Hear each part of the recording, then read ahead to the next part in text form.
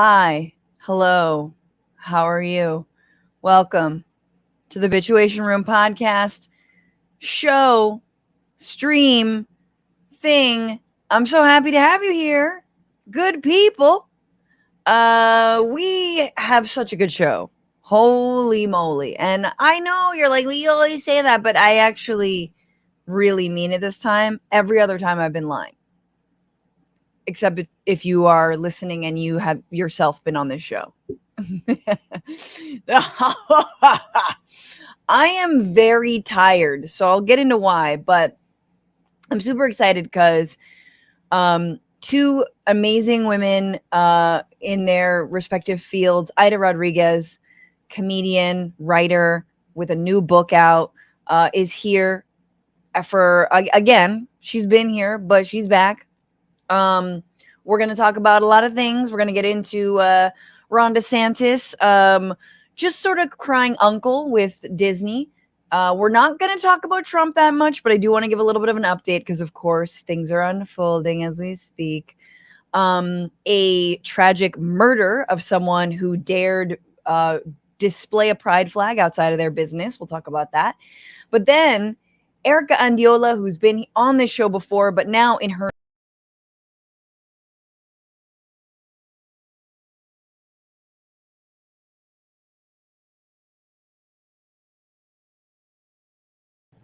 everything's fine. Everything's fine.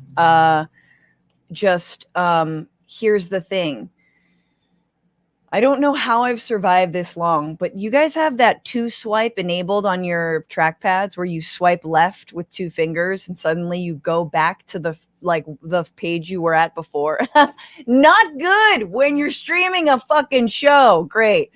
Anyway, what I was going to say before I was so rudely interrupted is that Erika Andiola of the Youth Center for Immigrant Children's Rights is here, formerly of Raices, but Erika's going to break down what is going on with the Biden administration and immigration, right? There has been a massive drop in border crossings. What is that due to?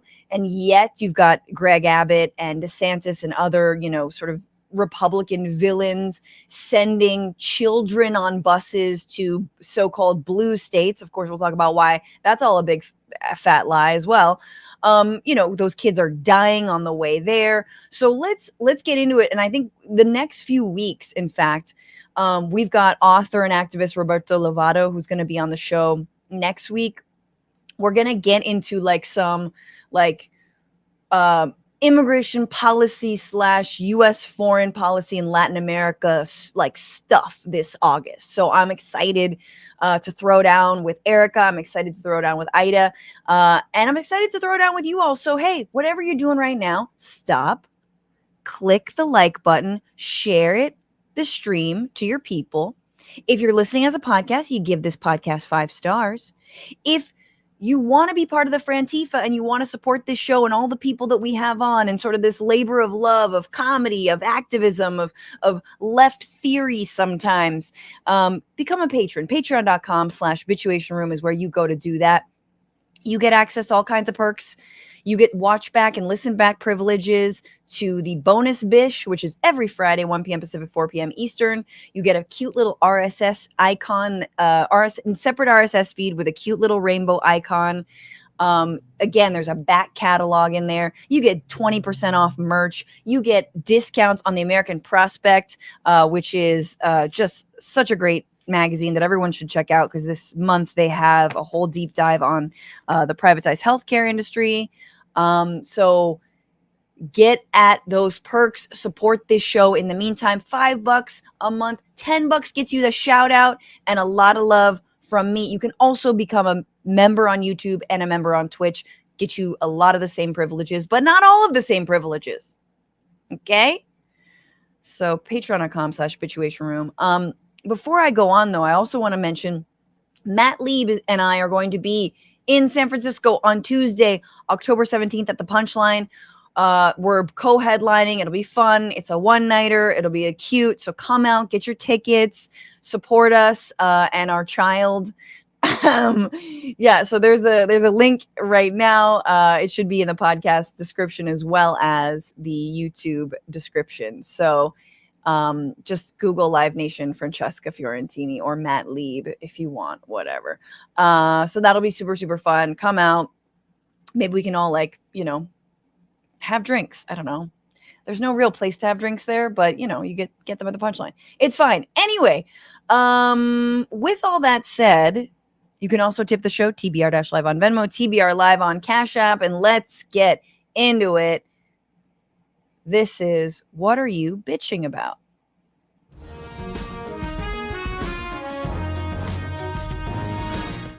So very briefly, truly briefly, a lot of people tell me like, Francesca, I think it's so great that you're just like really honest about being a mom and how hard it is. And I'm like, I don't know how parents are supposed to not constantly run our mouths about how difficult and overtired and underslept and ridiculous children are. Like, and the fact that we were all small and or like horrible toddlers, just like assholes, that we were, some of us are still assholes, but like, it just blows my mind. And so I'm bitching about the fact that, and I don't know if I've bitched about this before because I'm so tired and that's sort of the point that I'm at, but we took a vacation, if you can call it that, met up with a bunch of friends outside of Sacramento. So I drove from Los Angeles. Now this is all because taking a baby on a plane is a lot of work. It's also expensive. I prefer to get the baby her own seat. It's not safe to just have a kid on your lap. Also, my kid does not like being held very much, blah, blah, blah, blah, blah. Very independent spirit. The point is this. If you want to just drive, right? It's like 5.5 hours. It's not a big deal. I've done it before. It's 6.5, 7 up to Sacramento. But we got in last night. We've been leaving at night. Okay, this is what I'm actually bitching. We've been leaving at night. So we left at 7, which is her bedtime, and she basically slept the whole way and cried a little bit. And we got in at midnight. And of course, then I had to like nurse her and whatnot. And of course, what time does she wake up in the morning? 6 in the morning. So I have had about like 5.5 hours. I'm so tired. I'm so tired. And here's what I'm bitching about. This is a massive state, okay? California is huge. Why are the only options driving in a tropical storm or flying, right? Like flying. All of the things that are difficult about flying with a baby. You guys know that. Also, all of the horrible things about flying. It's terrible. Even the short distance flights are the worst in terms of like fossil fuel emissions and whatnot. Also the price. And then driving, just like having your body like cramped for 5.5 hours, like hoping the baby's okay. Listening to the same like stop baby crying music mix on loop for 5.5 fucking hours. Eating leftovers that my like mom just threw into my bag as I was out the door that I'm like quietly trying to unwrap the fucking tinfoil. Like, oh, hope the baby doesn't. You're like, why don't we have trains? Why are there not high-speed rails in this state? Yes, there's some trains, but if you want to take it, it's like, if you want like let's say you want a sleeper train. Yes, I know, I'm asking for a lot. Sorry, I just thought we lived in a modern fucking nation. But if, let's say you want a sleeper train and you want to go from like LA to SF, it's like $5,000. It's so much money. It's like a once in a lifetime thing. It might be a little bit less than that, but I know from here to Seattle is like that. The East Coast has a lot more trains. Other places around the country, I don't know. If you're in Canada, I think you've got trains. If you're in Europe, congratulations.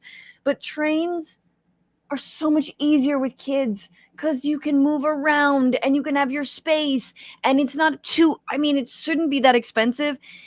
You're not cramped. My God, it's the year 2023 and we don't have trains because we can't have, it's so ironic how under capitalism we have so many nice things and yet we can't have anything nice. You know what I mean? We got all the cute stuff. You can buy all the fucking shit you want. You can look cute, but at the end of the day, you don't have a goddamn train to take a nice 3-hour ride. I'm not asking for an hour. I know it'll be 3 hours. That's fine. Take a nice 3-hour ride at an affordable rate. And you don't have to like switch to a bus. Because now if you buy an Amtrak ticket, it's so fun. They're like, oh, BT dubs, half of this is a bus ride. Fuck you. All right? Fuck you. I'm done. I'm sorry. With that, I want to bring in to the room actress, comedian, producer, and activist. Her special, Fighting Words, is out on HBO Max. And if you have not seen this special, you are missing out. It is so funny and so real. And just this is the person who I like, man, if I ever get the chance to make a show, she's on it. Aida Rodriguez with a new book out called Legitimate Kid, which is actually out on the 17th as well. Hey. Hi. I was listening. I felt your rant, your rant on the deepest of levels. And I travel by train a lot on the East Coast. So when I'm going between DC and Philly and New York, I jump on the train. So I know exactly what you're talking about. So and it's about the same, it's more money, correct? No, the Amtrak, I get some good deals. Like, Really? it's cheaper for me, than to have to deal with the hassle of the airport. Absolutely. No, totally. Well, please, let's switch it up. What are you bitching about, Aida? Welcome back to the show. So good to see you. It's going to be very self-serving. I'm going to bitch about pre-sales, pre-orders of books. People don't want to order. So, the funny thing is, and I'm going to be speaking to some people specifically. There's this big call for diversity and inclusion that they've been pretending that they've been calling for a long time. They have people who have whole job titles and, publishers, you mean? Publishers in the television world, in the film world, I mean, in entertainment, please, just in general. Right. But the thing is, then we look at the numbers and it's like people don't want to order books. Well, guess how you get more authors that look like you is when you support them.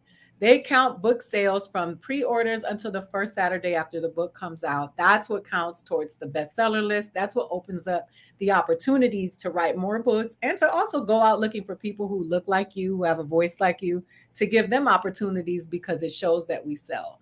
So, it's been very difficult, to have to face and hear people say, Latinos, Black people, they don't really buy books in advance, which I know is not true. I know it's bullshit. Nobody buys books in advance because how many people are reading books anymore? Exactly. So I just want to encourage people to, when you say you want more diversity and inclusion, when it comes to people of color, when it comes to queer people, you have to show up for them when they are present. Even if their story is not your exact story, it makes way for more stories to be opened up. So I'm just bitching about that. I'm tired of hearing about all the stuff that we don't do and how we don't show up and what, where we fall short, because I know it's not true. So yeah.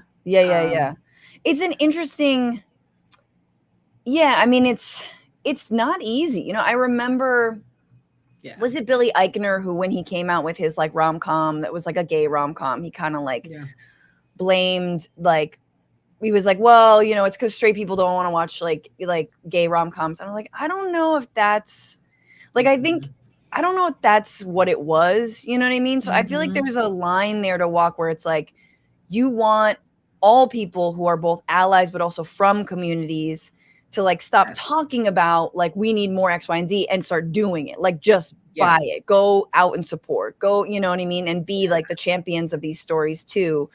100%. The onus should not be on us. We learned all of American history against our will. We learned everything about America and the ruling class against our will. We have sat through, watched Standard of Beauty and history and the heroes and all of the people who planted the flag. We learned all of that. So if you are a true ally, then you go out and buy my book, buy Leslie Jones's book, you buy Julissa Alcerraya's book. You go and you go and you learn about the different experiences. These are the people that you say you want to include at the table, then learn about them so that they and grant them their full humanity. And so I'm just, bitchy. Also, the literary world is very pompous, and a lot of them, are a little bit, they can be a little bit snobby, and that's not my energy. So I just want to tell those fake ass bitches, like, I don't want to be your friend. I don't have to sit with you because y'all are corny. Nobody is better than anybody, whether you have all the degrees or no degrees. We are all We a natural disaster comes and it none of doesn't us want to read. That's how we no. yeah. I look. I love, especially when it's well. First of all, I'm definitely getting this book. Number one, I can't wait to read it. But I love like I mean that's I gobble this shit up. A funny memoir? Are you kidding me? That's the best. That is like that's all the things. So I can't wait. And if it's anything like some of the stories you've told on your in your stand up, you know it's going to be good. So Legitimate Kid, y'all. Everybody still reads. Let's do it.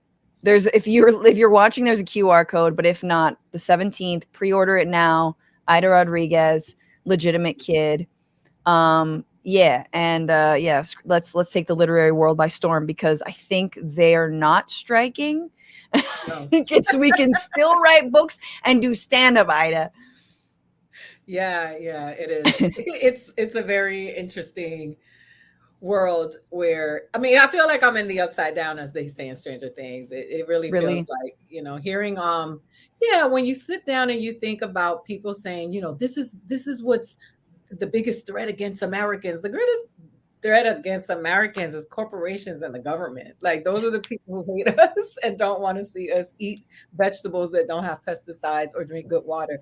I'm in awe of where we are in society. So I can bitch on forever. So let's move Yeah. on.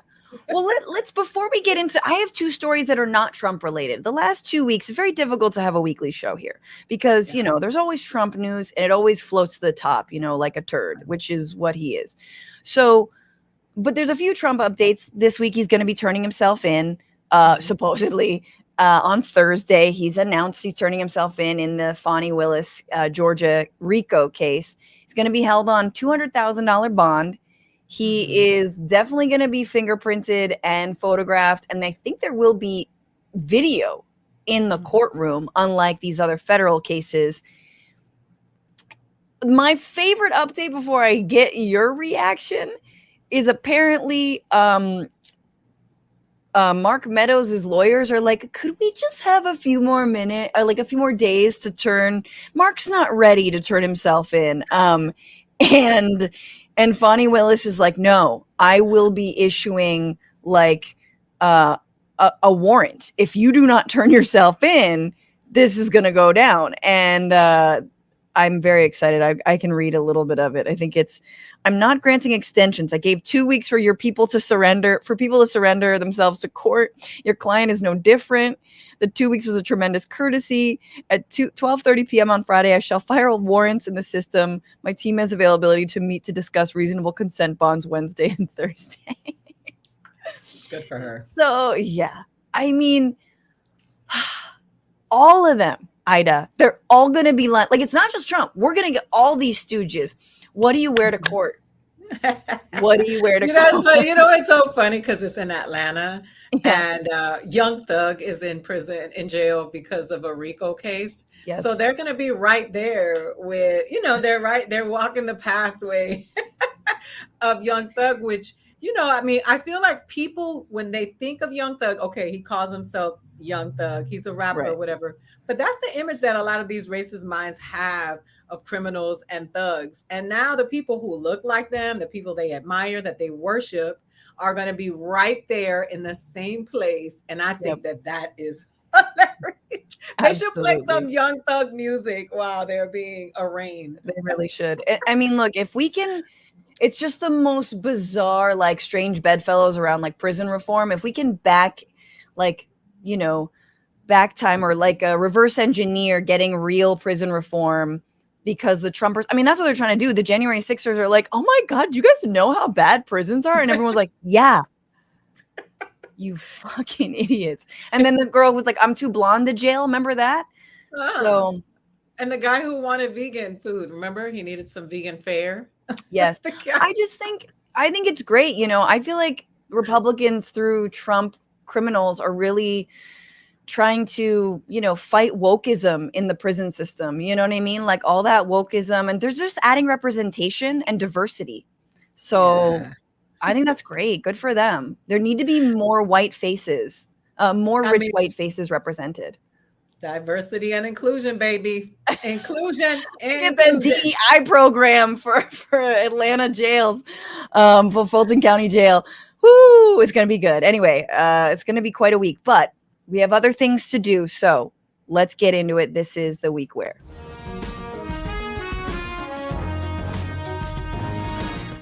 Okay, so you need updates in the pettiest fight possible between two of the most unlikable entities possible.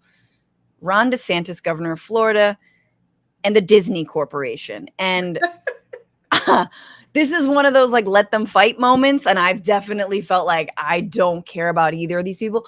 But like Ron DeSantis has never, written a hit that's made me like cry every time I hear it. Like if I hear a song from Pocahontas, all of the problems included, I'm like, oh my God, what is around the river bend? I don't know. So I'm going to side with Disney just generally, but also this is all stemming from the fact that Disney stood up against their Don't Say Gay bill. And by stood up, I mean, they said they didn't like it. It's not like they picked up and moved. It's not like they did anything really that harmful to Florida, but they said something. DeSantis didn't like it. And it seems like DeSantis this week is willing to just be like, oh, I'm cool. I'm done. We're fine. We're fine. So again, this is after, let's see if Disney's going along with this, but here's what Ron DeSantis said in a CNBC interview about Disney. And he reveals something that I honestly didn't know about him. My wife and I, we got married at Walt Disney World, okay? And so it's not like we're opposed. I mean, we've appreciated working with them over the years. But I would just say, go back to what you did well. I think it's going to be the right business decision and all that. But where we are today, we've basically moved on. They're suing the state of Florida. They're going to lose that lawsuit. So what I would say is drop the lawsuit. Just drop it. I'm basically over it. I'm basically over it. Ida, he and his wife got married at Walt Disney World. I had no, like, what? So he's like a Disney boy. Mm-hmm. He's like a mega fan. Listen, the you're gonna lose is where I stay because, it's like when the cops kill somebody and then the cops investigate the cops to see if it's, you know what I mean? That's what I heard there when he said, you're gonna sue Florida and you're gonna lose. That man has that complex of, he's trying to turn America into Gilead, but he's sitting there telling you you're going to lose because I'm judge, jury, and executioner. Like it's right. You're don't waste your time. Drop it and move forward. You can't win a lawsuit against Florida. I am Florida. That's what I hear when I heard that. Absolutely. And they're also countersuing in federal court, which they may not lose in, but it's true that in locally. So just backstory or like what's going on right now. Disney's not having any of it. Disney's like, that's cool, Ron, that you're past it. I'm not.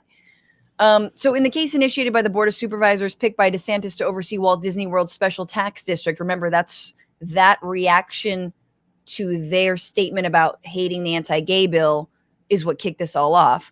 The entertainment giant on Thursday, this was last week, filed a series of counterclaims, including for breach of contract and violations of the Florida Constitution over its due process and free speech rights. Again, a corporation with free speech rights.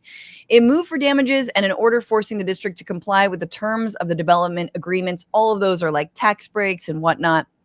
Now, this is because after Disney kind of pulled the carpet from underneath the Florida Tourism Board by changing the laws in the immediate surroundings of Disney World, saying like, actually, we don't have to abide by any of this board in the first place.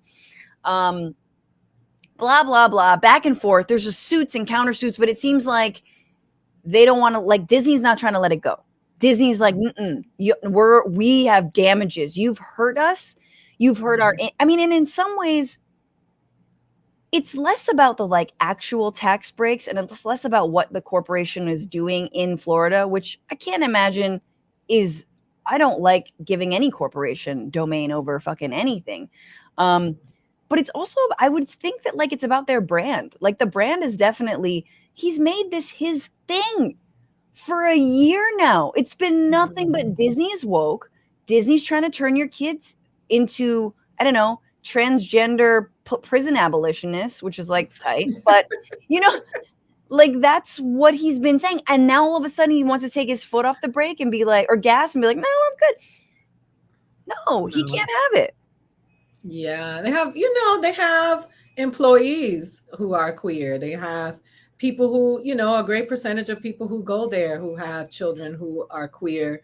And they have been attacking those people over and over again. They appropriated the term woke from Black activists that, use that word to fight for equity, equality, and justice. And now they've turned it into this thing. I've talked about it in my comedy when I talk about performative wokeism. But I just think that they've done such a great disservice to a lot of people. A lot of damages are done.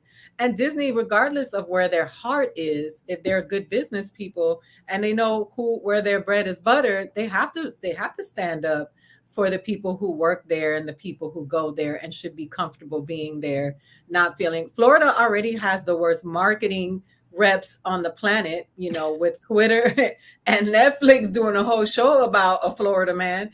There is just a whole, the whole marketing and promotions program over in the Florida section of the country is already, very telling about a lot of the problems that dwell there. Disney has been separate from all that foolishness for all the time. It's a place where people go with their families and shouldn't have to feel weird about having their queer kids or being queer parents and having to feel scared for their safety above all things. Yeah, there's like travel warnings against going to Florida if you are gay. And it's just like, no, this is, and you're totally right. I mean, the reason I say also let them fight is that, again, it's a massive corporation against Ron DeSantis. And yeah, one of them is a fascist, an anti-gay fascist, and the other one is like a corporation that horribly underpays everyone who works for them, including people are on strike right now for better pay and for Disney to comply.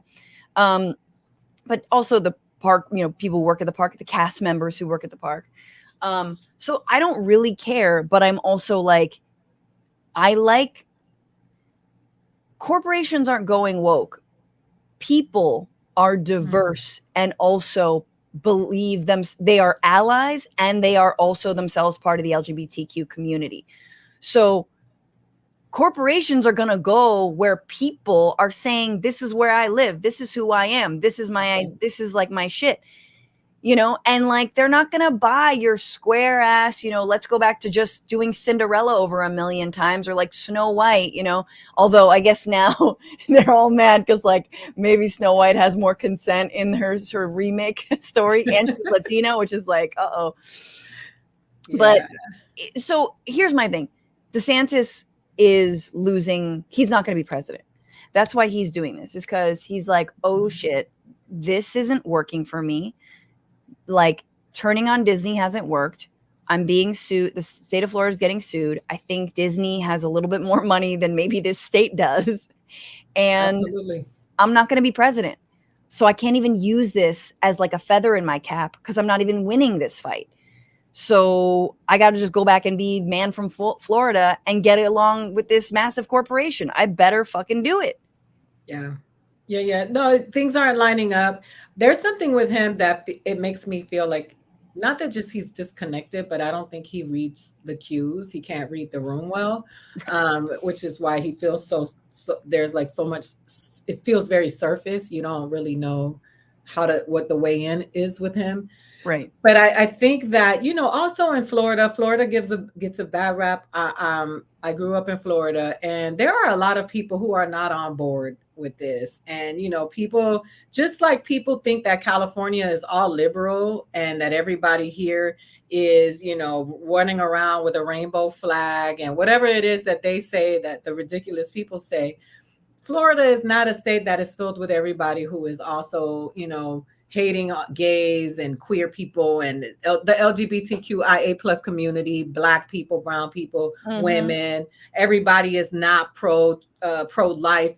It is a diverse place. And I think that a lot of people that are there, anybody who's smart and wants to have business there has to know well enough that everybody there is not a monolith.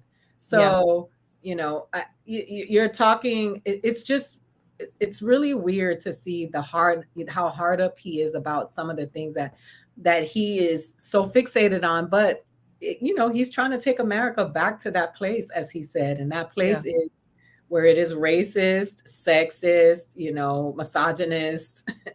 everything else, Absolutely. He's like, there was no problem with the crows being black in Dumbo, and The Song of the South was a great film. Exactly. I I was talking about with Matt whether it was racist that like all the hyenas in Lion King were like black and Latino, but then we realized like it was also in Africa, so maybe, and like Mhm. Mufasa was James Earl Jones, so we're like TBD on that one. But Disney's not woke. Oh my god. Okay, I digress. Good luck, DeSantis. That'll be fun. It'll be cute to see how all of this shakes out. Let's move on though, because speaking of California isn't liberal, this was the week where a man, a coward, a psycho, shot a California business owner, Lauri Carlton, who's the mother of 9. And she was a business owner in Lake Arrowhead. She had like a clothing store that had also run as a shelter during hard times, a massive storm in Lake Arrowhead. She was shot because she dared display a pride flag outside of her store. She did this for, I believe, years. And increasingly it had been vandalized, removed, and she kept on coming back. She kept on buying a new one, and she kept on putting it back. But here's more of the story. She was shot and killed Friday by a man who first made, quote, several disparaging remarks about a rainbow flag that stood outside the store, San Bernardino County Sheriff's Department officials said in a news release. A single bullet hole punctured the glass entrance to Carlton's store, Magpie, and solemnly greeted the cortege of mourners dropping off flowers and more rainbow flags. So it clearly shot through the store window. A tragic killing of Lauri over the pride flag displayed at her Lake Arrowhead store was senseless and unfortunately part of a growing number of attacks on LGBTQ people and our allies, said Sarah Kate Ellis, president of GLAAD. GLAAD and the Anti-Defamation League, ADL, have tracked more than 350 anti-LGBTQ plus attacks around the country this year. That seems low. You know what I mean? Those are the ones that reported. But Carlton, again, mother of 9, one of her kids says she was fearless, said Ari Carlton. My mom has like long been a fierce ally of the LGBTQ community. We have plenty of members of the community in our family and our close friend groups. So it's just important to her because those are people that I was raised around and always loved. And lastly, and this was kind of just like a sweet and really like touching, sad thing, but apparently the family got like a package like after their mom was killed. And I was like, oh God, was it from the shooter? Did someone send them something? No. It was a flag. It was another pride flag that she had purchased because she felt like the one that she had up was like fading. So she had bought this in advance, and that was what she died over. And the shooter, lo and behold, not really a big surprise here, was a 27-year-old man named Travis Ikaguchi, or Ike, not sure how to pronounce his name. He was anti-vax, anti-gay, anti-Semitic, anti-choice, and an RFK Jr. fan. This is fun. So this is a couple of tweets from Mike Rothschild, who is screenshotting and sending up a bunch of images and tweets that this guy, Travis, had posted beforehand. I mean, it's hard to say because this is like those kinds of tweets. That's just shit that's on Twitter. I'm not calling it X. That's just stuff you see all the time. Yeah. So it's like, that's not even really a clue that someone's necessarily going to go murder somebody, because part of me is like, oh, how do we not see this? I don't know. Because everyone does that online. All these little, muskettes who are like thirsty to be wealthy and think that gay people are taking their money from them somehow. But anyway, Aida, that's here. That's in California. Yeah, unfortunately, this one hits close to home. 3 of the young women who are her children attended school with my son. They all they went to, I won't say the name of the school because they might still have kids there, but they all went to the school. My son was the one that told me about this because he received an email from the board telling them that, you know, part of their family has been affected by this crime. But, you know, personally, it's going to be 10 years in October, the day before my book comes out, October 16th. My uncle was murdered in a hate crime in Florida. He was beat to death in 2013, and he was beat to death for being a queer man. So when this hits, you know, home, it's, you know, we keep ignoring in this country. First of all, we continuously ignore mental illness, and then we continuously ignore the effects that misinformation, the responsibility that the media has in informing and moving the people. So a lot of people want to wash their hands and say that this is not, you know, I remember Donald Trump, after being, you know, fully vaccinated, you know, still encouraging people not to get vaccinated, and then, or telling people, you know, there was a couple that took the hydrochloroquine and somebody died, but there's never any accountability.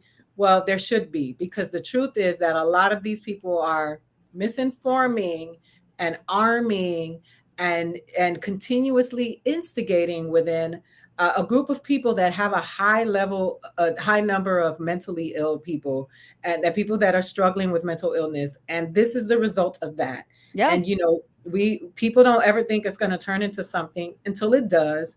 And then we mourn, we throw up pictures, and then we move on, and it continues to go on. And this is not okay. It's not okay. And a border, you know, I mean, border, I was just thinking, like, you know, blue state, red state, like we're talking about, it doesn't matter. This isn't about, just like abortion rights too, you know, all of the hate travels, and who knows where. I believe this man was actually from California. We aren't safe. And my mind obviously continually goes to guns and the accessibility of them, because it's the one factor it feels like we can control. Because it is the outlier. It's the reason we have this many gun deaths and murders. And yet it somehow is simultaneously the thing that is the least in our control, because it seems like a complete third rail topic that we could never actually rein in. So we do have to focus on all the other factors, as you're saying, the mental illness, but also the hate mongering, the anti-gay mongering from DeSantis, from all Republicans right now, from Fox News, from Matt Walsh, from Elon Musk himself, from everybody. And so, like, and this is, I think, when you're talking about misinformation, it's why, in a non-Republican way, we need to stop big tech. Like, we actually have to crack down on big tech. And I include, like, Twitter. Twitter is a heinous place now. It was always been. It's even worse now. From before the suspect was identified, who, by the way, did die in a shootout with police. So, like, hey, at least we actually kill our criminals here instead of giving them a fucking Burger King. I guess that's the least you could say for California. I don't know. You know, not that I'm relishing in that, but you know what I'm saying. Like, there was misinformation spread about who the murderer was. A lot of people online on Twitter were saying, oh, her brother killed her. So everyone's sharing a false article from some blue check mark, and that's just propagating. And we're okay with that because the richest guy in the world wanted to buy this for a pet project. That's a major mode of communication here. People go to Twitter all the time for their news, right? There's an earthquake. Let's go to Twitter. You know what I mean? Like, if you told me, like, elves got together and they farted en masse in Southern California, and that's why there was a 5.0 earthquake in Ojai, I'd be like, okay, that's probably right, because it's on Twitter. Yeah, I'm not on Twitter anymore. I got off of Twitter. It's been over a year now. It was just too hateful for me. But yeah, I mean, listen, there are people who are struggling with their mental well-being. You know, they just really are. And just like some people traveled to San Diego for a mass, you know, suicide because they believed they were going to another planet, just like Jim Jones did what Jim Jones did, David Koresh. When you think about this stuff, you know, a lot of people think that this is very extreme and uncommon, but I think that it is more common than we'd like to admit, because you know, we have such a great number of people that belong to our population living on the streets. that don't have access to health care, that don't have access. If people can't go to the doctor for a physical, you think they're going to go to see a therapist? Like, No, it's yeah. just, we're out of And balance. and that's who the right preys on is folks who are already have been like broken down by many other different circumstances, and they like it like that. It's like, oh, that's great. That's more fodder for them. That's more psychos who are going to vote for them. But anyway, let's move on to our sitch for the day, for the week. I'm super excited to have her here. Immigrant rights and progressive advocate, former press secretary for Bernie in 2016, currently the communications director for the Young Center for Immigrant Children's Rights. Please welcome Erika Andiola. Erika, welcome back to the show. Hi. Yeah, of course. Thank you for inviting me back. Oh my God. Thank you for being here. I'm excited.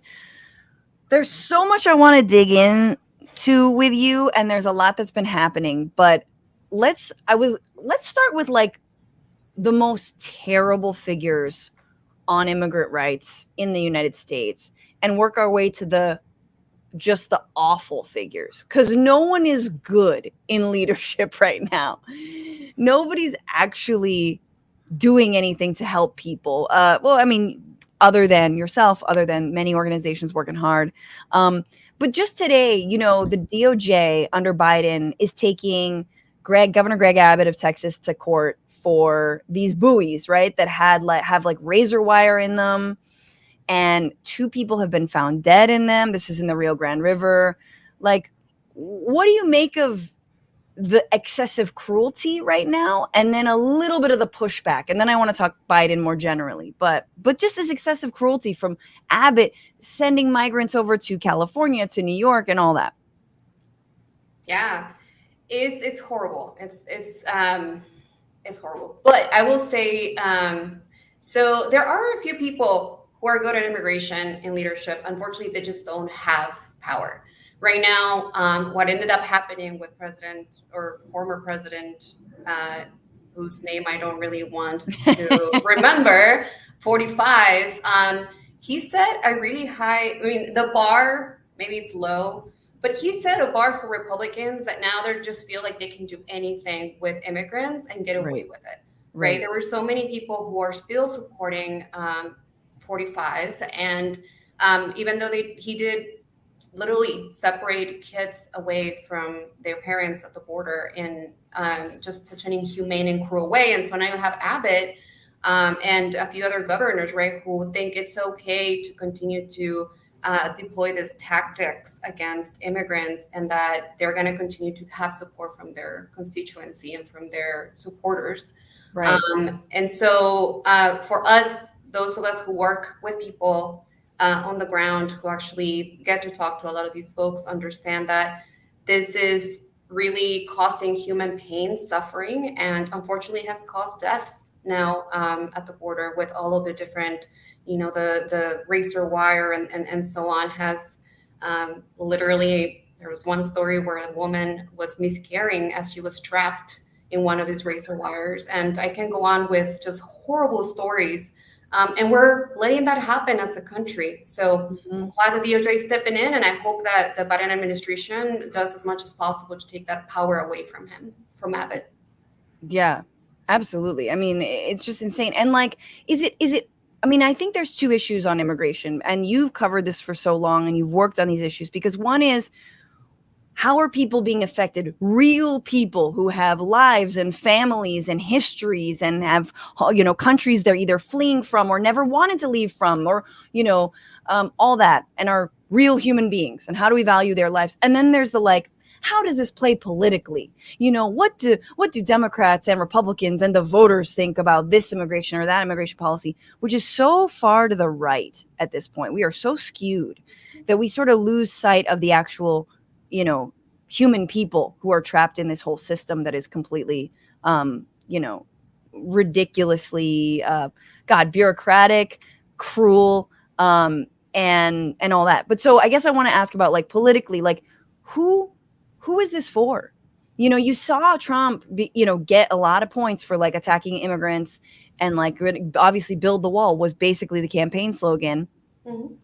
Is it working for other people? Like, and I don't, maybe you can't speak to that, but do you feel like I just read recently, like some folks, people who live on the border are like, I draw the line at Bowie. Like, I don't know if I'm on board with like these kinds of tactics, but what is your sense? Yeah, I really believe that I'm not in their head, but I really think that people like Abbott, like DeSantis and some other folks, they truly believe that this is going to be one of the issues that's going to get their base energized, right? They've been doing this for years. I mean, I live in Arizona, right? We've been dealing with these types of characters for so many decades. I mean, Sheriff Arpaio, I don't know if you'll remember who that is, but there's this terrible sheriff we had here. And these kinds of politicians, we've had them in Arizona, and now we have them at the national level. And they really, really, truly believe that by making the lives of immigrants miserable, that they are energizing their own base. Now, on the other side, the unfortunate situation here is that on the Democratic side, I'll say, to be very honest, that there's not really that much courage from people to defend immigrants, to say, you know what? These are human beings. These are people who deserve our human or our empathy, right? Mm-hmm. And that we should and can welcome people as the most powerful country in the world that has lots and lots of resources and money, right? And we do the opposite. And so I really I wish that on the other side, right, on the Democratic side, there was a lot more of that courage, and that we could get. I mean, we're talking about elections and that type of electoral power. I just really wish that Democrats would understand that there is a really huge opportunity to talk to people who do care about this issue. And at this point, I feel like they have ignored that they feel like, let's talk to the same people over and over again to try to get them to vote, rather than figuring out who else they can tap into to get them excited about voting. And that's a lot of immigrants themselves who become citizens, or people who are descendants of immigrants who still really care about that issue. I mean, Latinos are the fastest growing voter bloc in the country. I mean, I think it's Asian Americans and Latin America or Latino Americans. People vote. We vote. Anyway, Aida, did you want to say something? I do. I was just going to say that it's very interesting to me because on the humanity level, they're not meeting us. But I would think that they would be better business people, because if truly all of the immigrants left this country, the economy would collapse. People are always talking about, the weaponization of the subgroups. When you see now that there are these wars online between Black American people and immigrants, it is all by design. It is done on purpose to divide and conquer, because the reality of it is that when people come here from other countries, I am the child of an undocumented man. They don't come here to take assumed roles at Princeton, like you privileged people that take these roles and then don't deserve to be there because you're only there by way of privilege. They're coming here to do jobs. In California, when they did send a lot of people back, those farmers who went from signs that said Farmers for Trump went from "we need help, we need food," because they didn't have anybody to mind the crops. Yeah. And you saw it happened in Florida as well. So I just think that it's just really interesting to me that people do think that immigrants are an easy target. They're not defended. They don't have the protections that they should have in this country. But I don't think that people really understand the value, because if all of our relatives who are not from this country decided to leave America, there would be no America. They just and it may sound arrogant, but it's true. It is a faction of the country that are willing, that come here, they put their heads down, they will do the work. They have when you talk about immigrants, they always put the face of brown people, Central America. People migrate here from all over the world. A lot of undocumented people come here from Europe that look like, your Barbie, but it is exhausting to have to fight this brown fight all the time. There are a lot of people here who come from Asia, they come from Europe, they come from all over the world. Yeah. And give it the brown face, but the brown people are the ones that come here, put their heads down and do the jobs that nobody else wants to do, and they don't flinch while they do it. And it's exhausting. 100%. I want to, like, I actually, you know, speaking of the differences, I want to talk about like the differences between Biden and Trump a little bit, because as you said, Erika, there's not a lot of difference. And, you know, and to Aida's point, you know, you see Ukrainian refugees being welcomed with arms open, you know, and then the demonization of Haitian migrants, Central American migrants, and sort of the same old. But what about, I mean, and you're now focused on kids, and you yourself, Erika, are a DACA recipient, came to this country as a minor. What about the treatment of children right now? I know there's a big article right now about the amount of young kids from Ecuador, actually, which is reeling from the pandemic still. The economy was ravaged. A lot of Ecuadorian children selling candy in subways. What about these rights of children? Is there at least an attempt, I believe, from what I understand, like to keep families together? How is that like? It's a minor improvement, but yeah, tell me about that. And also, this is your work day in and day out. Yeah, no, definitely. Well, the first thing I'll say is that for us, in the work that I do in the organization that I work with, the Young Center, we see immigrant children as children. And that's exactly what we're pushing for everybody else to see. Children who come here to this country to seek a better life as what they are, children. And that we should give them the protection, and that we should look for their best interest in every aspect of what we do with them. And unfortunately, so talking about, and just answering your question, like what do we see different from the Trump administration? So let's just remember what happened under the Trump administration, which was there was a lot of different policies, but one that a lot of people heard about was the family separation, or what he called it, or his people called it, the zero tolerance policy, right? Which separated literally children from their parents when they were seeking asylum or were seeking protection at the border. And so we ended up, literally seeing kids being put into these like cage-looking sort of places, right? Those were a lot of the images that people were seeing, and like the no kids in cages, sort of public outcry began. Now that specific policy and those kinds of practices are not happening anymore under the Biden administration. We are pushing for folks who were,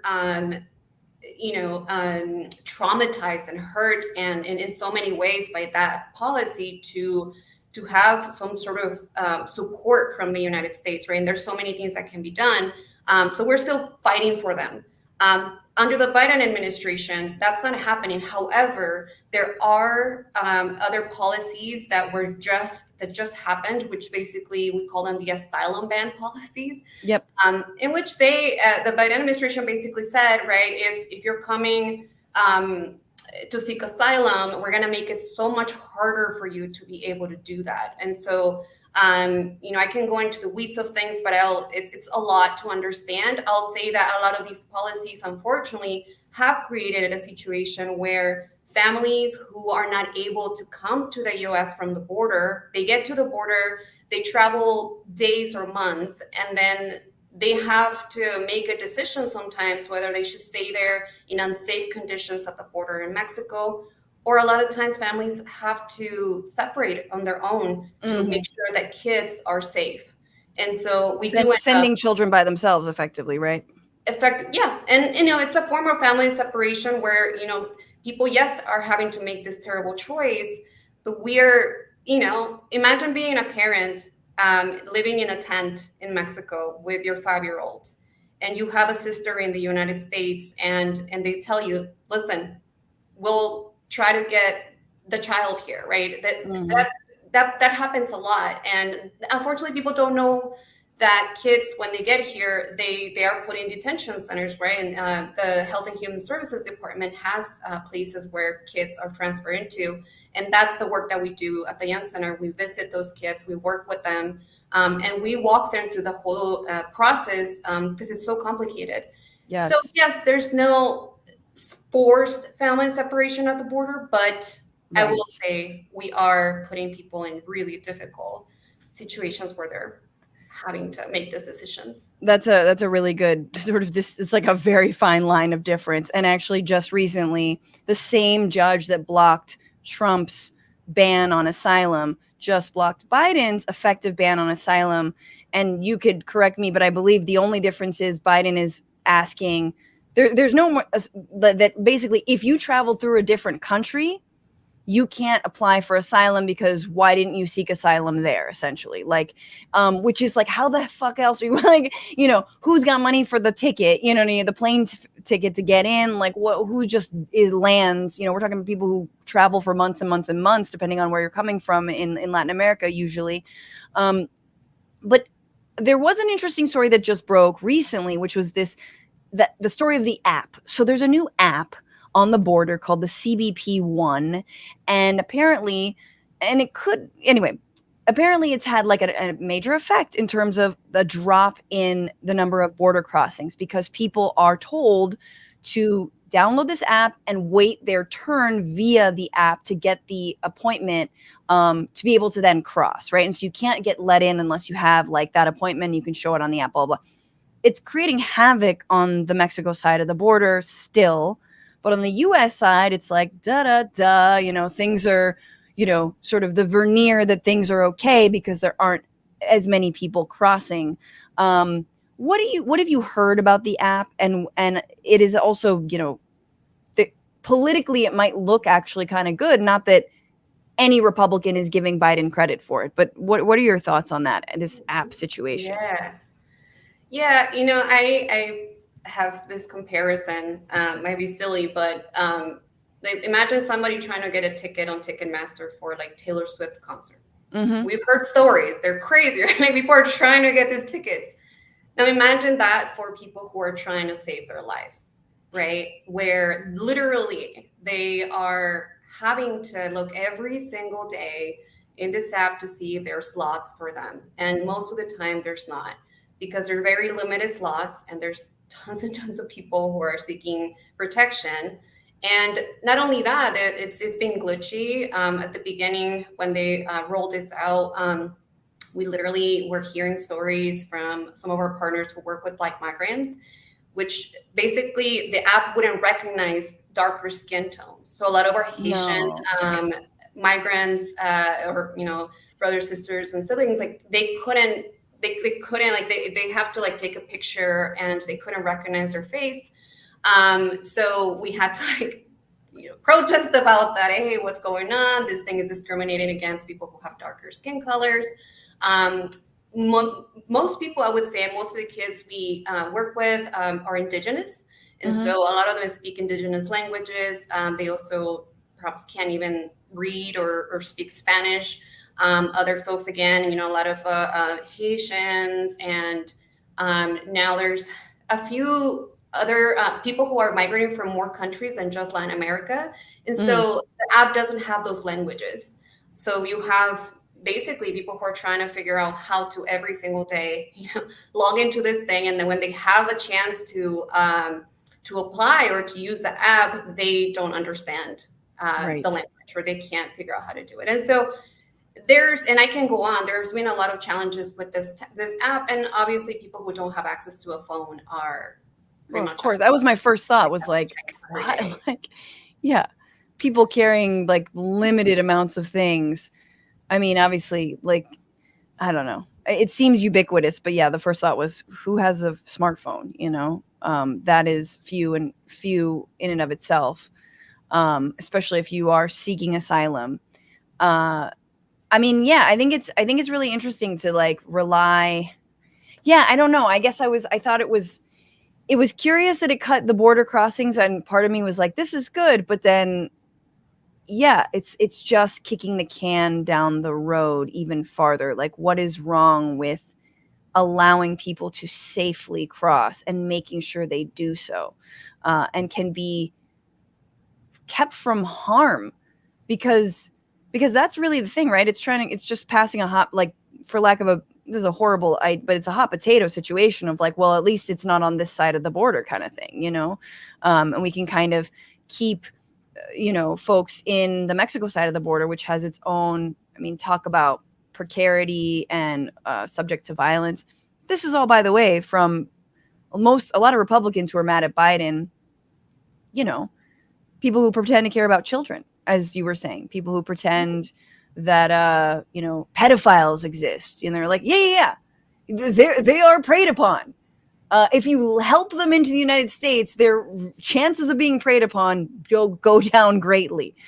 What about to stay with their families, basically? Or exactly.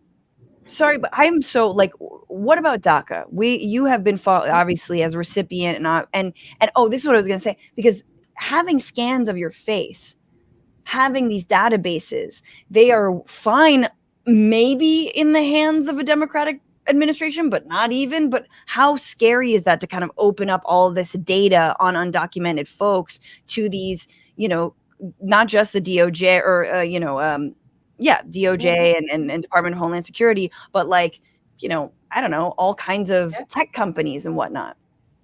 Yeah, I mean, that's the idea for them, right? They want to have as much data as possible. They want to have as much information as possible so they can continue to follow individuals and families if they make it to the US, right? If they're able to get an appointment and come in and, you know, they keep track of people, right? People have to go back and have appointments with ICE.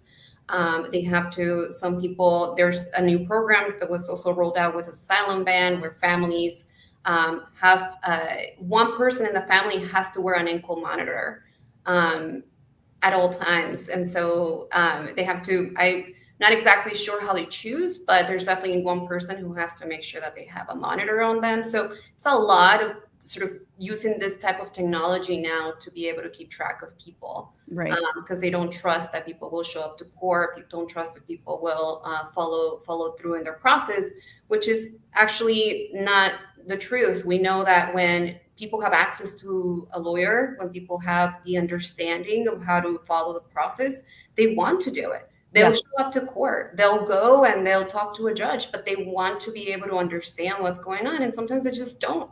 And so, you know, all in all, these are all what they call deterrence policies. It's basically, they will say it. If you can Google deterrence, and it's literally the plan for most of the presidencies we've seen in the past, Obama, Trump, and now Biden.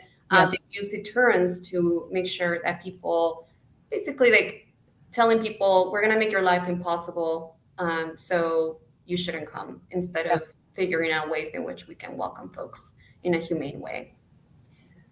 Well, you started by saying maybe there are a couple good leaders. Like, who do you feel like is, I mean, are they just sort of nameless behind the scenes? I think it was the New York Times or New Yorker did this incredible expose on a young woman in the Biden administration who quit, basically. She was, you can speak to it better maybe, but specifically working on immigration, and quit because it was like clear that she was hitting her head against a wall and there was no real appetite for pivoting and having a policy that truly does put human lives first. But who are the folks that are sort of like blazing the trail? Yeah, you know, unfortunately, so when the Biden administration took power, one of the things I kept saying was like, I really, really hope that there's like the opposite of Steve Miller. Like, imagine like there was the sort of like the flipped, you know, they flip a coin. There's like that person. And I'll tell you that we didn't get that, unfortunately, but we did have a lot of administration officials who cared about the issue. People who used to be advocates, right? Who many of us used to work with as advocates. I will say that most of them are gone. Most of them, you know, for one reason or the other, where not really pushed out, they just left because they just didn't think that they were being heard. And Andrea Flores, who you're talking about, is one of those folks who left, and she wrote this great piece. I think it might have been in the New Yorker. I don't remember exactly, but she specifically also talked about the treatment she saw between Ukrainians when everything happened when we started seeing a lot more Ukrainians at the border versus other communities, which was like brown and Black communities, indigenous communities, and just the contrast of how we were able to get this process in place for Ukrainians that was fast, it was orderly, it was humane, etc. And you saw what they were doing on the other hand, and it was a huge contrast, right? And so, people like her speaking out about that, I think it's definitely important. And on in the congressional side, we have people like Alex Padilla and Chuy Garcia in the House, and there's a few other folks who have been pushing really hard, but again, they just don't really have the power right now. Yeah. Or I don't know if they're being really taken as seriously as they should. But Joaquin Castro just went to the border to expose what's going on with Abbott, which is great. I think we, even though there isn't like the ability to pass legislation right now, or they don't think they do, or they just are not trying hard enough, at least some of these folks are exposing what's going on with people like Abbott. Totally. But we need more, and we need this issue to stop being played as a political football. That's the only way it's gonna. I mean, and it's gotten so ridiculous. Like just in the past few months, they're like literally playing with people's lives by sending them on buses, without who cares, like adequate stops or food or shelter or anything like that, just sending folks on buses to blue states. I mean, that's how cartoonish. I mean, the buoys. We are in a cartoonish moment when it comes to immigration in this country. I mean, we've always talked about it as like, well, it's a cartoonish system, but now we've got like literal cartoon villains doing cartoon I mean, what are they gonna do? Like tie them to railroad tracks? I feel like that's fucking next, like, no one would be surprised. Oh no, there's an anvil that just got dropped. Like that's really where we're at. I guess Ida, you please jump in. Any final thoughts? I as a Puerto Rican Dominican child growing up, where I was told that I had privilege because I had citizenship. One of the things that as I've evolved as an adult, understanding that they don't treat us any better, even though we all saw during Maria. I would like to always take an opportunity to encourage all of us to, be mindful of the other people in the room. I participated in Chitla marches, and I would go out and speak out, and people would say, "You're American, why do you care?" And I'm like, because those are my brothers and sisters. Before being this Latina title, I'm an indigenous child, of African descendants of Africans, and the Puerto Rico, the Dominican Republic, Cuba, Haiti, Jamaica, all of us that belong to Taino lands have a lot more in common. I just think that we have to think collectively. I read a story recently about, and I think people don't really need to understand the whitewashing of America, this fear that it's going to be overrun by people of color and that white people are going to disappear when they outnumber us greatly is deep. A lot of these issues are deeply rooted in that. The abortion issue is trying to put white women's bodies because they want to make sure that more white people are born, keeping the immigrants out. And the psychological trauma that people have to endure as a result of this. I was taken away from my father. I didn't grow up with him because my father was deported, and I never got to see my father again until I was an adult and able to fly myself to the Dominican Republic to see him. I read a story about a young girl that was taken from her mother and given to another family. She had to go live there when her mother was finally able to find her. Now this girl has a psychological trauma because she has been with this family for years and her own mother is a stranger.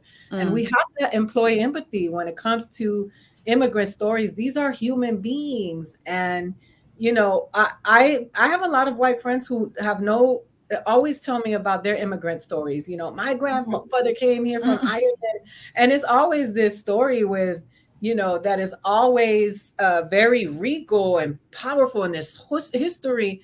Well, you know what? Those people that walk from Guatemala to America are also heroes. You know what I mean? And we need to be responsible for reframing our stories and pushing back when other people That's one thing that even with Puerto Ricans and myself, I'm always like, fuera de aquí con eso. We're not going to do that to one another, because those of us who know better, we got to do better, because the people who don't know better are not.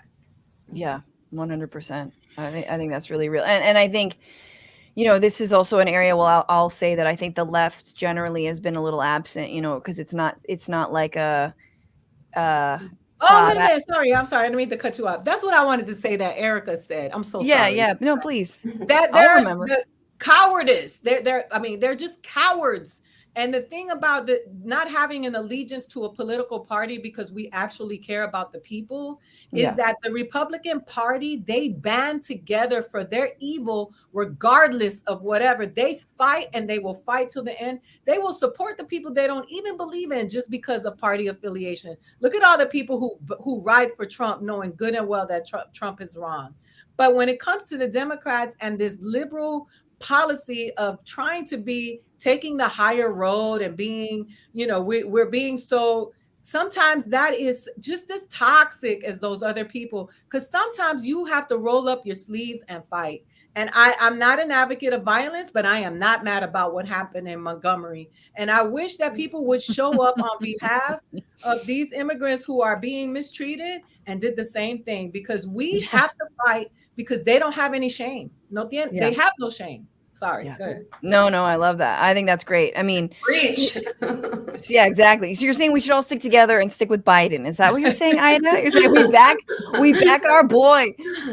No. I mean, look, I was just going to say, I think that the left is kind of like, doesn't really have a good strategy in line when it comes to this, especially because it is such an issue that is so skewed to the right. And so it doesn't feel like, and it's also not that's like, I don't know, maybe it's not as like exciting as like Medicare for all or like housing rights and whatnot. But it is so crucial that we have immigrant rights and human rights as part of our understanding of, like, I mean, and I'm curious, our like political understanding, because I do think we're in a moment, just like the private healthcare industry, completely gutless, irreconcilable, beyond repair.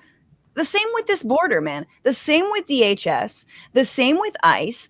Abolish ICE is the floor for me. Like let's go for more. Like, yeah, man, open borders. I don't give a shit. Like, nobody actually says open borders, but I believe it, because guess what? It's going to lead to the fewest amount of people dying. That and legalizing drugs. But anyway, last thing, Erika, because it's so fascinating and great to have you on. But DACA, April. Biden expanded the ACA benefits, which, I mean, honestly, let's be real, not a lot of benefits. Shit is still expensive, but ACA benefits to DACA recipients, that's good. What is the limbo? What's the status with DACA right now? Yeah, so it's still up in the air. We're still in court. We've been waiting for years to figure out what's going to happen with the future of thousands of people, including myself. And to be honest, at this point, it's all up to the courts. I wish I could say that there's a lot that can be done in Congress, but there's, I just laugh. Look at the Congress. Look at Congress, man. I just don't see anything moving in Congress. But the fact is, the only thing that can save, not necessarily DACA, because there is a really high probability that we'll lose the program. Through all these legal challenges that have come up. But, there's the possibility of creating a path to citizenship that's permanent for people. And the political will is perhaps not necessarily there, but the political support definitely exists. Majority of Americans support a path to citizenship for DACA recipients and dreamers. Right. And so we're going to keep pushing, and I hope we don't have to get to the point where, the program gets killed by the courts and then there's more urgency. But unfortunately, a lot of times that's what happens, right? We wait until things like that happen for people to stand up and say, enough, we need to protect DACA recipients. So, so call to action, folks, right? We need to start calling our representatives and do as much as we can to protect dreamers. Absolutely. And it was meant to be a temporary program anyway, so it's like, why not? Let's do something better. I mean, it's like, it's like the Cobra of immigration. You know, it's like, you know, when you lose your job and you go on Cobra and it's way too expensive. It's like, that's DACA. I mean, DACA was important, hard fought. You know, you were part of that movement, but you're like, this is supposed to be temporary. Let's get a path to citizenship for these recipients and for all, you know, minors who are coming here. I think there has to be a way to plant a Hunter Biden laptop on the border. We have to get people, the Republicans that care, push some legislation forward. My God, can you imagine? Anyone who's got dirt on Hunter Biden gets in the border. Everyone else, you're shit out of luck. Anyway, I feel like we're close to that. Erika Andiola, thank you so much for joining us. Where can people follow you and your work? Or any plugs? Yeah, for sure. People can follow me on my social media. It's all of them are Erika Andiola, just as you can see on the screen at Erika Andiola. Or you can also follow the Young Center. All of our handles are the Young Center. So just at the THE at the beginning.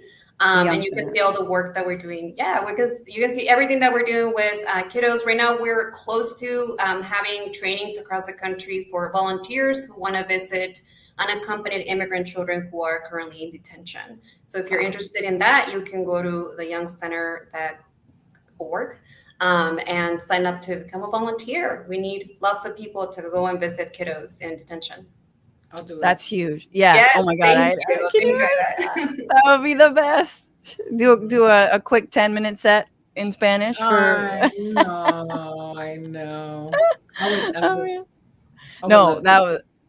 That is amazing. All right, everybody, check out the Young Center, and thank you so much, Erika, for joining us. Ida, we got one more segment I have to bother you with, because we're all being bothered by this. It is happening. We're not above it, because there's a debate. There's a Republican presidential primary debate happening on Wednesday.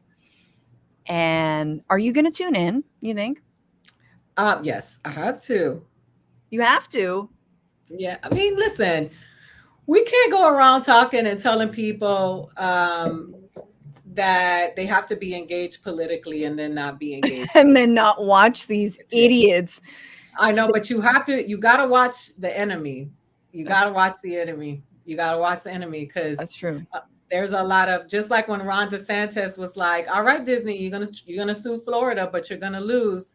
You know, he's letting you know that's a flex, and we have to be aware of their moves and the way they're thinking and the things that they're saying, because the more we shut them out, the less we know, the more we are surprised when they do crazy stuff. You know. There we go. Okay, very good. All right, don't sit on the sidelines. We got to watch this. It's part of our political education, even though it might make you want to vomit. It might make you want to vomit. And Donald Trump not going to participate. What do you think about this move? He's not going to join the first debate. I mean, he's got a little bit on his plate right now. You know, Donald Trump is playing the game of, you know, when comedians are on stage, and a lot of them say, oh, it's time. They're giving me the light because they want the audience to say, no. Right. That's the game Trump is playing. Trump keeps They're saying, giving me the light. It's not that I don't have any more material. Yeah, exactly. But so that's what he's doing with the people, the American people who follow him. It's like he's letting them know, he's giving them the play-by-play. He's playing the game, and it's working. Yeah. It's actually working. So we should watch. Yeah, and it's a smart move for him not to go. Like, what? It's just gonna. It's already a Trump show. He already runs everything. Media are making a killing off of, just running a bunch of Trump headlines. Fourth indictment. I forget. I think it's four. Fourth indictment. I mean, like, it's endless. He doesn't need it for ratings. But so who is going to be there? And then I'll get to whatever the hell this segment is. I'll explain it in a second. So we have these 6 candidates. We have Senator Tim Scott. You have Governor Ron DeSantis. You have Asa Hutchinson, who I believe is, God, I'm terrible. Is he a rep? I think so, yeah. Nikki Haley, former governor of South Carolina. Mike Pence, Chris Christie, some dude named Doug Burgum. No idea who my man is. This guy looks like he wrote a book about how the female orgasm is a myth. Like that. That's the vibe he's giving me. He's giving me like all meat diet situation. Okay, he's the governor of North Dakota. Thank you, Google. And then former tech entrepreneur Vivek Ramaswamy is there. So these are the people who will be on stage, and I want to know, what drinking game would you play, Ida? This is drink.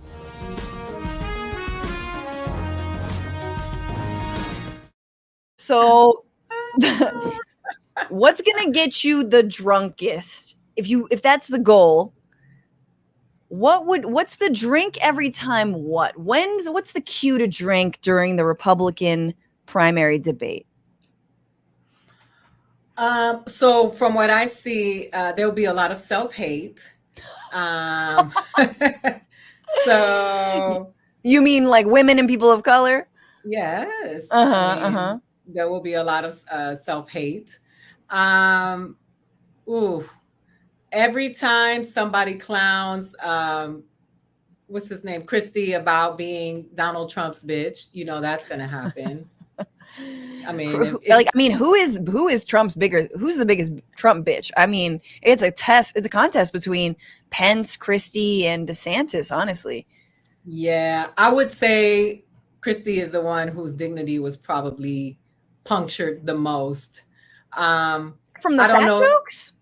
No. From the laundry, go get my dry cleaning, the humiliation. Pence doesn't know he's humiliated unless it's cleared by mother. Yeah. So he doesn't have a sense of self. But I would think there will be a lot of self-hate. I think drink every time someone says, I'm from a blank community and I made it out, or I love the police. My lights, damn it, Alexa, studio on. Vivek is that level. I mean, did you see him rapping Eminem the other day? I did. We talked about that on this show. Yeah. Ugh. Oh, it was. I mean, I think that was like, I'd rather see him rap than see him like talk about the economy. Oh, me too. But I think you're gonna hear abortion, immigration, and guns. Abortion, immigration or guns. If we drink each time we hear that, I think you're right about Chris Christie. I think every time Chris Christie is like shade is thrown or he's booed by the audience, like you got to drink, because that's like going to be a special little shot you take there. I think a lot of Elon Musk talk. I think a lot of free speech. Whoever like fillets Elon Musk verbally, we have to then you drink as soon as he's mentioned. How much is Trump going to be mentioned? A lot. That's why he doesn't have to be there, because he will be there anyway. Right. I mean, I think the moderator going to mention Trump all the time. Oh, absolutely. If you're running, you don't want to talk about that guy, because then what are you going to have to do? The game is basically avoid condemning or condoning. Just don't breathe, unless you're Chris Christie, who's like he is a piece of shit, but like at least he's a piece of shit who can call the other piece of shit what he is. You know what I mean? Like, at least he has his balls. This is America. I can hear Donald Glover in the background. This is America. Exactly. But, I'm sorry, childish Gambino. But I think Trump is going to show up a lot, and the funny thing is, he's probably going to sit back and watch, so that he knows he's going to come back with his own set on everybody, because he knows how to dig the dirt, and he knows how to throw it and sling it, and he has no shame. So there are no rules, there's no code. But I think that there's going to be a lot of talk about values. Mm-hmm. When you hear values, you can go ahead and hit some vodka. Yeah. The moralists will always be there to point out No, go ahead. Go ahead. I was going to say, let's remember where we started this whole conversation was talking about woke and how it was a term that's been, I mean, I'm sure you say it on stage. When I have like a joke where I say it and you can't even say the word woke because especially if it's a liberal audience, they think you're like a right winger, like you're saying it in a negative way, you know, like you can't because people get all like, oh, you know, but we're going to hear woke all over the place. I mean, there's gonna be a lot of parental rights. Oh, parental rights for sure. Values, family values, parental rights, gender ideology. Gender ideology for sure. They're gonna protect the children that they never protect. They don't protect them from guns. They don't protect them from a bad education. They don't protect them from, not having health care, but they want to protect them from themselves. But that I think is a perfect, to me, if Aida Rodriguez were moderating this debate, which I would pay all the money that I have to watch that. You just I'd be escorted. Oh my God. No. We would, first of all, you'd be surrounded by bulletproof glass all over. Like we would protect you. You would descend like in a Beyonce concert. You kind of, and we get you out of there on like on a glitzy horse or whatnot, whatever she rides. But I was going to say, you just named issues that most Americans care about. See, this is my thing about these debates are that whenever Republicans have their debate, it's like they're on like Planet B talking about like some issues that fucking nobody cares about. It's like, I do think that Minnie Mouse's skirt used to be shorter and now that it's long and she's wearing pants and you're like, I'm sorry, we're over here dying in fires and floods. Like what the fuck? And I love that moderators, instead of asking about like what, again, most Americans care about, right? Like housing, surviving climate chaos, abortion rights, healthcare, not dying in, gunfire, like all of the things that majority of us agree on. It's like, no, those are none of the issues. It's just going to be about Trump, who hates transgender people more.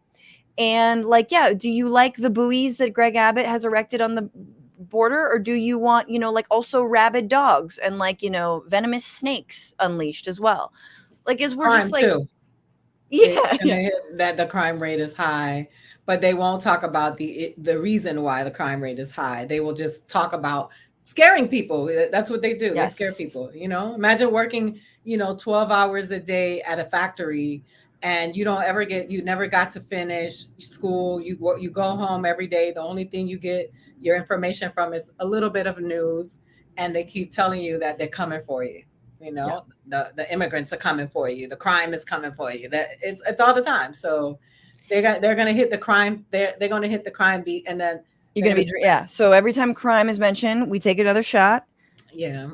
I think the last thing, if you want to be stone cold sober throughout this event, take a drink every time anyone mentions the pandemic. Because that's never going to happen. And what's so interesting is that you come out of this, and I think it's politically universal around the world. People want to move on. Nobody wants to talk about it. But we're emerging from this once in a lifetime, we hope, event that has put the economy, healthcare, everything on its fucking back. To say nothing of the million people who've died. You'd think that in like any rational world, we'd first say, hey, how's everyone doing? How do we rebuild? How would you lead us through another horrible thing like this? How will you ensure this doesn't happen? You know what I mean? Like, doesn't happen again. So I'd be very curious if we even hear anything about protecting us in the future. Have to care. You would have to care about the people, Exactly. These are all agendas. You saw them. Those are all just agendas up there. And they are all there on behalf of the corporations in this country that run it. Those are eight different agendas. And every single one of them are there on behalf of, you said company, agenda, nothing to do with the people. Yep. Mostly fossil fuels, some big pharma. I mean, everyone's got their particular backing. Mm-hmm. Aida Rodriguez, you're wonderful as always. The book is Legitimate Kid. I'm so excited to get this. out on October 17th, but available to pre-order now. That means you are the first one to receive it. Get it. Obviously, if you're not a fan of Ida, will be very, very soon. And I'll watch the special on HBO. If they get the book from you, if they get the book from here, if they got the do book I from get here, some? oh, you'll get a book, but I'll sign them. I'll sign your people's books. So wait, hell yeah. Okay, so and what if for people listening, I will put a link in the description, but where can we go? Is it your website to get it as well? yes, and what I would encourage people to do is to please buy the books from the independent stores. You know, Barnes and Noble, Amazon, they're fine. Target is fine. Walmart is fine. But those independent bookstores that are owned by people of color, owned by queer people, owned by women, they could use the help. They did suffer a lot during the pandemic and have been struggling a lot, you know, in the last few years. So if you're going to order my book, I would encourage you to please order it from, it might cost $1 more, but those independent bookstores could really use the push. Amen. And Ida performs and is still performing throughout the fall. And you can go to her website, funnyida.com, to check her out. She's the best. So I can't wait for us to work together again. I miss you. I know. I'm going to hit you up. I'm hitting you up now. But thank you for being here. Be very, very well. Everybody get that book. Everybody get that book.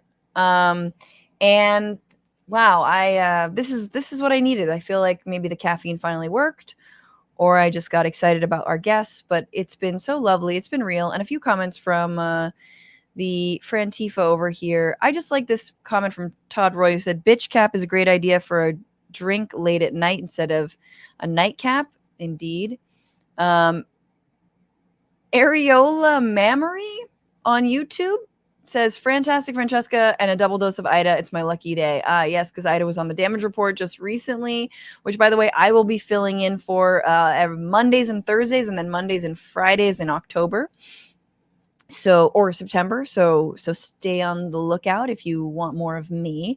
Matt Gates on a White Fort Bronco, thank you so much for being a member, says, what I wouldn't give for Greta Thunberg retweet or tweet PSA when Trump gets arrested.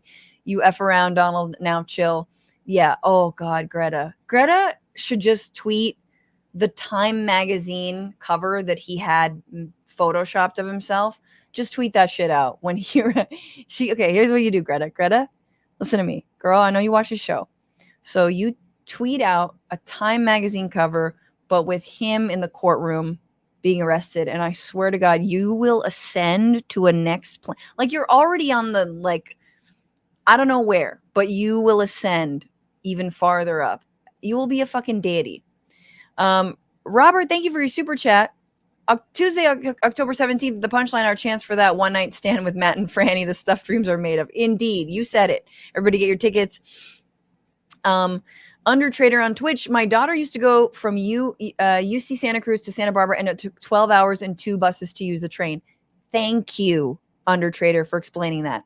You guys, this is the distance of like a 3-hour drive, okay? That is absolutely insane. Insanity. That's how long it takes in this stupid state. Terrence Trumbo, thank you for being a member. All because they floundered for decades on having a high-speed rail just from LA to SF. Yeah, no, they were like, oh God, we voted for it so long ago. They're like, how about to Fresno? And you're like, how about you fuck yourself? Sorry. Joel Elizaya Lecchio Johnson, thank you for your super chat. Not a word about the Marines' toxic water poisoning at both Camp Pendleton and Camp Lejeune. Gonna look into it. I think that's a really important story. I didn't know about that. I've been away for a few days. I'm sorry. Everybody look into that, though. Jeremy Justice, thank you for your super chat. If I was Trump, I'd have my buddy Ice Cube ghostwrite a rap album for me and just title it Rico. Not a bad idea. I love how some of these old boomer rappers are becoming MAGA. It's like, what? Robert says the ruling classes love the mad and the broken. That's where their best servants come from. Indeed. Brandy Nuance, doesn't Disney own the Muppets? Meatball Rob belongs to them. Meatball Ron, indeed.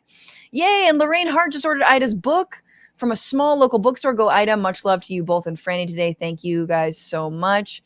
And then Progressive Boomer, thanks for becoming a member. I love what you're doing. I'm looking forward to many more. Oh, yeah. There's way too many comments. I can't read all these, but these are great. Joel Elizaya also says, I have no respect for people who have no respect for others. Neither Biden or Trump spoke out about Abbott's or DeSantis' cruelty. That's true, dude. Although the fact that Biden's DOJ is going to court over Governor Abbott's actions, I think it's good. It's a step in the right direction. Small step. Schmegley on YouTube, 1 sip for every 100 wokes.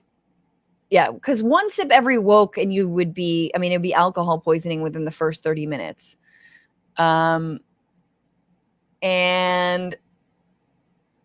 Schmegley says, I don't want to live through this debate. Constrained Agency says, every time parents' rights. Oh, yeah, we were way ahead of you. Anyway, thank you guys so much for being yourselves. We've got a great show next week as well. Roberto Lovato is here again, and I believe NATO Green's going to be joining me. But to thank all the new members of the Frantifa and the Twitch subs, you know what it is. It's the fart song. That's right. As always. Thank you so much to new patrons at $10 or more. Paul, love you, Paul.